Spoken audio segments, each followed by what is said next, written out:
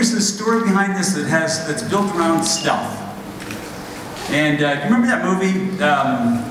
It's an Arnold Schwarzenegger movie where he storms this beach and he's got a commando suit on, and then when he kills a few people, he unzips it and steps out of his commando suit, and he's wearing a tuxedo. Kind of a stealth move. It was True Lies? True Lies, But right? as I point out to you, they stole that from James Bond originally. I think it was from Russia with Love, Dr. Yeah, one of those. that's probably right. Sean Connery. So when Spike and I were talking about this, you know, backstage, and you know, it's good to put together technology and make sure the players have the best possible product. But again, we like to have a lot of fun in terms of telling stories, putting a little what I call romance into the mix. So so this came to me in a kind of a moment of sort of movie memorabilia, if you will. So I thought about that, and then we emailed, or I should say, Mark Smith, who was a co-designer on the project, along with with several people, but we emailed Michael, and he actually sent back a text, but what it was a question. And maybe you do this sometimes with the muse or someone you're really working with. We asked him what stealth meant. What does stealth mean to you, Michael Jordan? And he actually sent back a really interesting text. I'm going to read it to you. You mind if I read that? You don't mind at all. Okay. I have it here.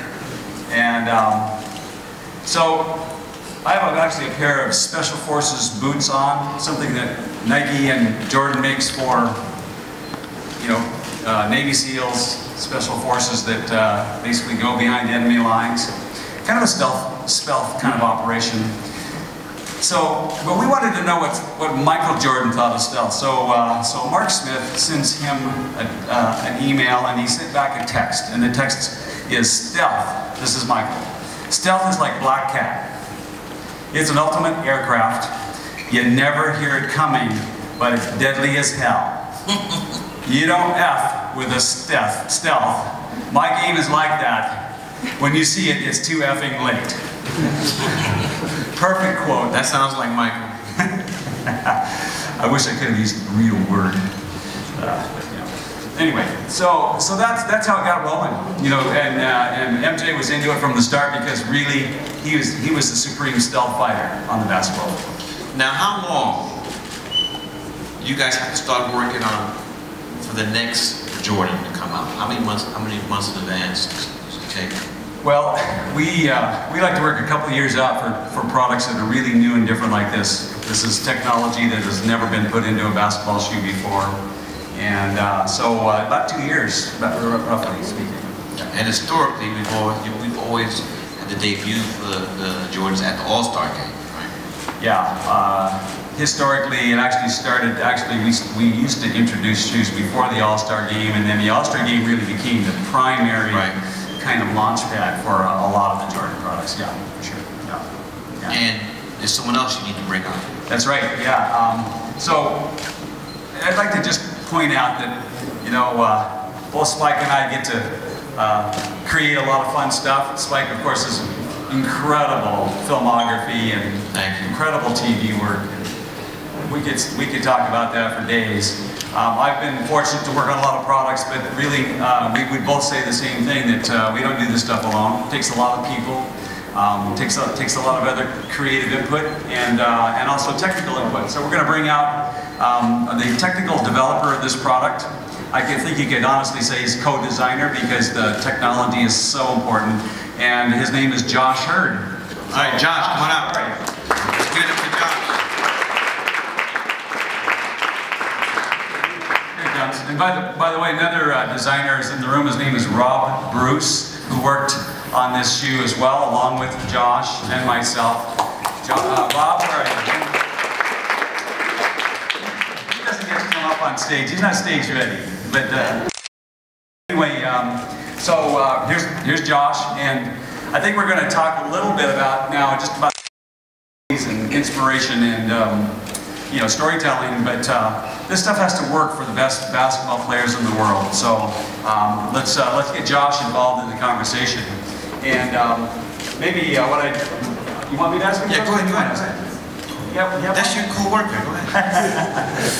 The creators. So Josh, you want to explain this flight plate, Absolutely. innovation? So yes, flight plate technology. This is, as Tinker said, about 2 years in the making. It's really a holistic system in how everything works together and how it functions. First of all, the first thing you'll notice on the bottom is a protruded, or what we call almost a piston type outsole, where we have Zoom Air, Nike Zoom Air, just under our outsole, which allows and ultimately moderation. Zoom airbags by themselves are extremely energy efficient. The problem was the way we would use Zoom airbags in the past. We'd encapsulate them with foam and whatnot, and it would lock up all of the energy. You couldn't get anything out of it. So what we did was we unlocked the Zoom, we unleashed the Zoom. We've poured out foam all around the Zoom airbags, so literally you were stepping directly on Zoom when you were getting that first initial feel.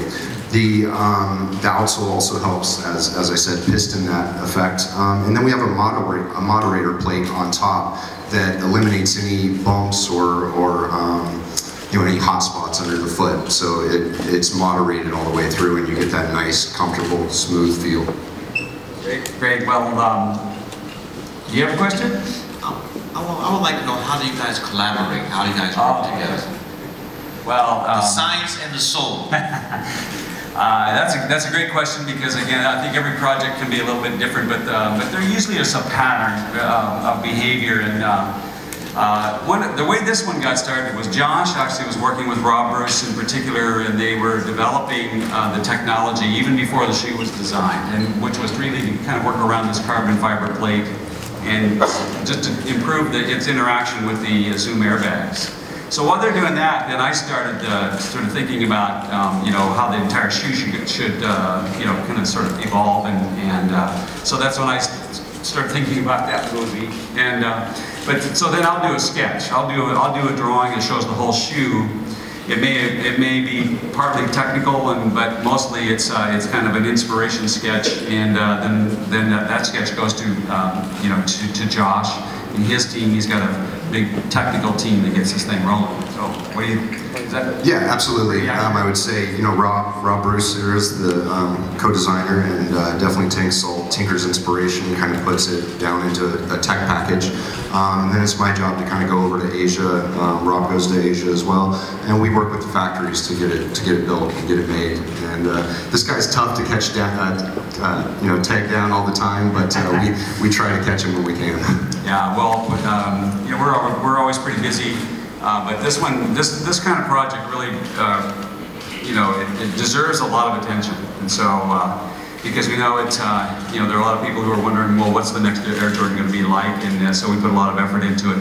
I'd like to say one thing about this process too, and again, I think Spike can really probably riff on this one pretty well, is that this shoe is all about high performance basketball, but it's also about leadership. It's also about doing something that's never been done before in the sport of basketball. It always has been. We haven't always done it perfectly, but we try as hard as we can every time out. So these shoes, by definition, are never supposed to be like anything else that's out there. And I think it's safe to say there's probably not a basketball shoe that's been debuted. And when I came in early today, and they showed me the shoe, I was startled. But in a good way. In a good way. Because, in a good way. Because I've never seen a basketball sneaker, sneaker like this before. Yeah. And people who've never picked up a basketball are going to be rocking those. I mean, like, it's going to be crazy. Yeah. And you asked this question about process, how we kind of do all this stuff. Right. And I don't know how you do it with some of your scripts and screenplays and like maybe even some of the dailies that you film and shoot and you look at. But we definitely, when we put these projects together and they start to get prototyped, that's when we really go and talk with Michael Jordan a lot. Can I just cut you off a second? Sure. Please share with all of us what it's like when the day comes where you have to present to Michael Jordan. I mean, he's seen sketches, but when that day comes, we have to go to wherever he is in the world and show him the shoe. Usually we have to track him down. Sometimes might be near a golf course, and sometimes not. Usually we give him a bunch of gifts first to make sure he's in a good mood. You know. It's true. It's a true story, right? It's true. Yeah, true. Yeah, you got to work with the guy. You know. Yeah. But really, Michael has always been involved pretty early in the process, right? So sometimes we'll show him sketches first, which we normally do, but those. Can you just be more specific for what was the process with this shoe? So this one specifically, we actually we took him a prototype because it was such a different concept. The drawing prototype, and we went to Park City, Utah, if I'm not mistaken. Michael has a place there. We won't give out the address.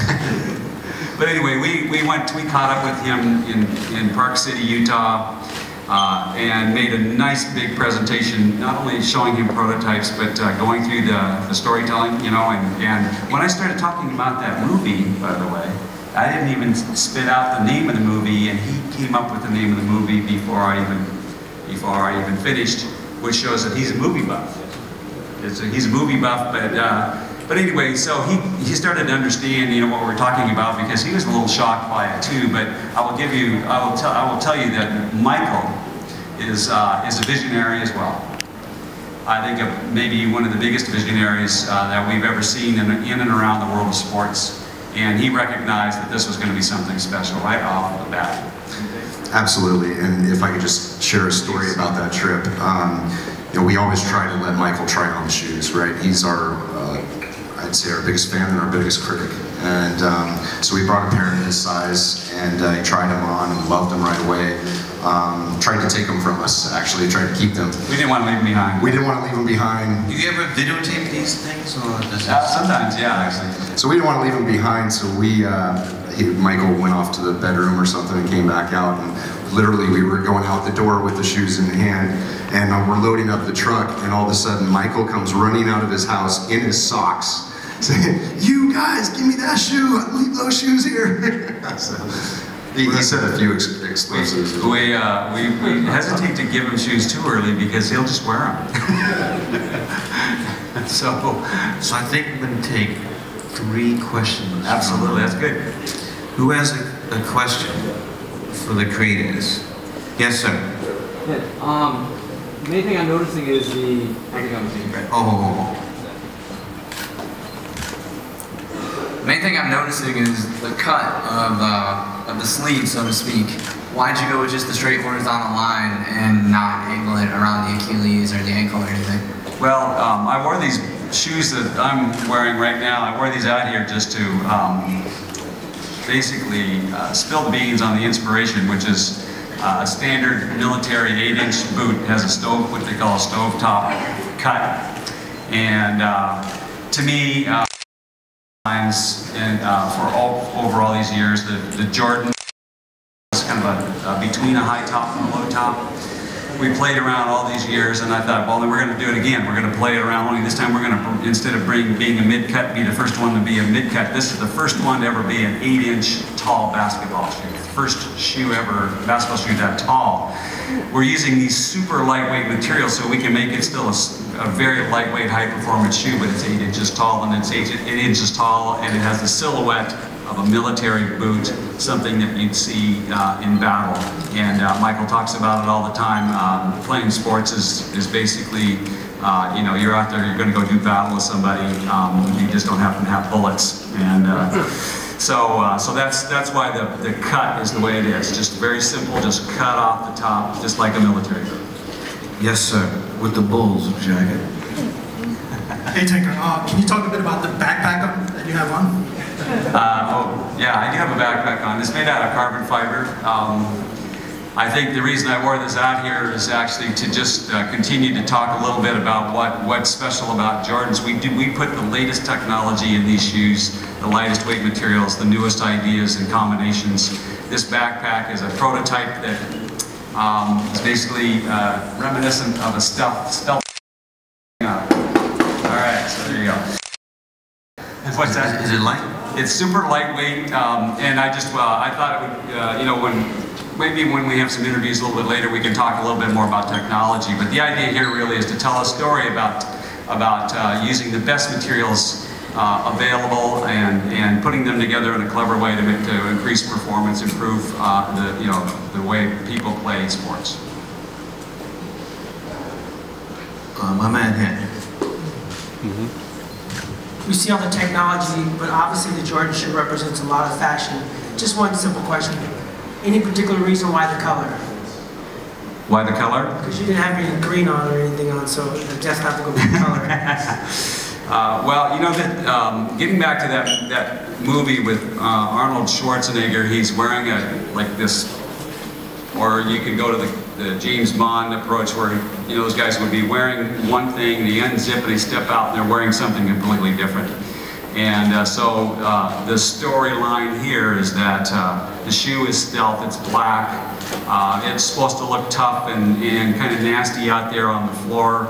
Intimidation is something that we like to think that we can contribute to, and yet when you unzip it, we wanted it to be almost just the opposite, really brightly colored, and then you can see, and then the colors actually help you sort of see the technology that's actually inside the shoe. And so it's a little bit kind of in reverse. James Bond steps out of a commando suit and he's wearing a tuxedo. This is sort of just the reverse. The commando suit's actually on the inside, the tuxedo's on the out. So. Yes.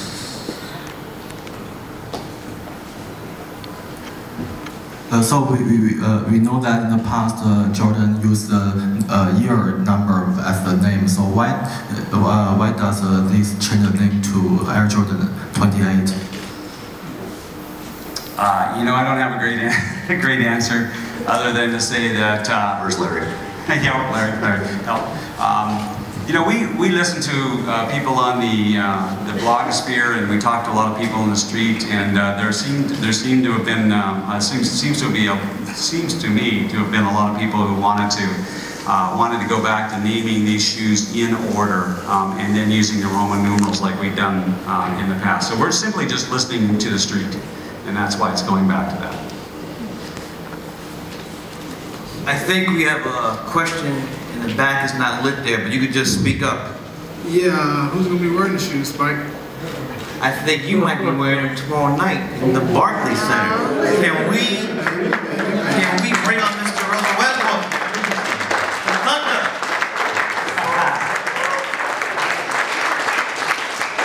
What's up? How are you doing? Doing well, how about yourself? Good. So you guys you've been in New York for a minute before the game, right? How do you like New York? It's growing on me. Yeah? Before I didn't like it too much, but now it's become a great city, great place to be shop, so it's good. So let me ask you, what does it mean to you to be one of Michael's guys? Because it's as you know, Michael's very particular. Yeah. So to be a part of one of his guys, representing, when you're a part of Brand Jordan wearing your shoe, you're representing him. Can you tell us Great things in this game, and to be able to have an opportunity to wear his shoes and have an opportunity to be under his brand, it's a great feeling. You know what? The first time I met Mike was when I was playing we played in Charlotte. It was kind of just like after the game, he's kind of just walking down the ramp, just kind of said, "What's up?" Trying to play it cool.